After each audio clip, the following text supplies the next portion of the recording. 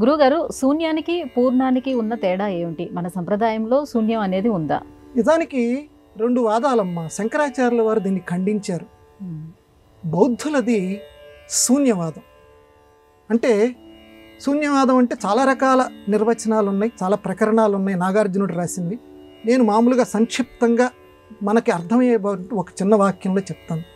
శూన్యవాదం అంటే ప్రపంచంలో ఏమీ మిగలదు, ఏమీ ఉండదు, అసలు అంతా కూడా నాశనం అయిపోతుంది. దీన్ని శంకరాచార్యుల వారు తన భాష్యంలో విమర్శించారు. ఆ వాదం తప్పు అన్నారు ఆయన. ఎలా తప్పు అని అంటే, అంతా ఏమీ ఉండదు కాదు, ప్రతిదీ కూడా అంతా నాశనం అయిపోయిన సత్యం అనేది మిగిలి ఉంటుంది. ఇది శంకరాచార్యుల వారి యొక్క వాదం. ఎలాగంటే ఆయన ఏం చెప్పారంటే, ఒక కొండ ఉంది తీసుకోమన్నారు, ఘటాకాశం మఠాకాశం అని పెట్టాడు ఆయన.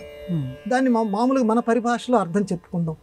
ఘటాకాశము అని అంటే కుండలో ఉన్నటువంటి ఆకాశం.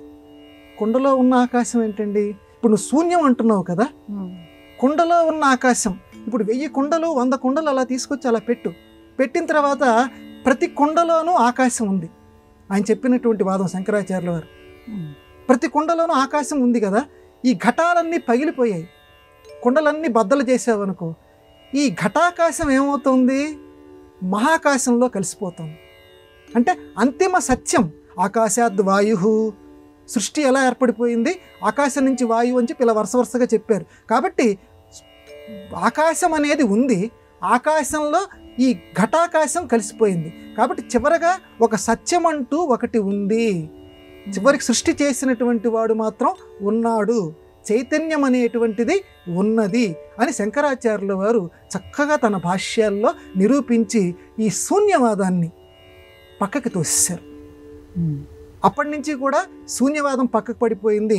శంకరాచార్యుల వారు చెప్పింది ఘటాకాశం మఠాకాశం అంటే నువ్వు ఏదైనా సరే తీసుకో, ప్రతి దాంట్లోనూ ఉంది, శూన్యమే ఉంది. కానీ ఆ శూన్యం అది పగిలిపోయినప్పుడు ఈ మఠాకాశం, ఈ శరీరం ఉందనుకోండి, ఈ శరీరం మళ్ళీ పంచభూతాలతో నిర్మితమైనటువంటి ఈ శరీరం అగ్నిలో కలిసిపోతుంది, వాయువులో కలిసిపోతుంది.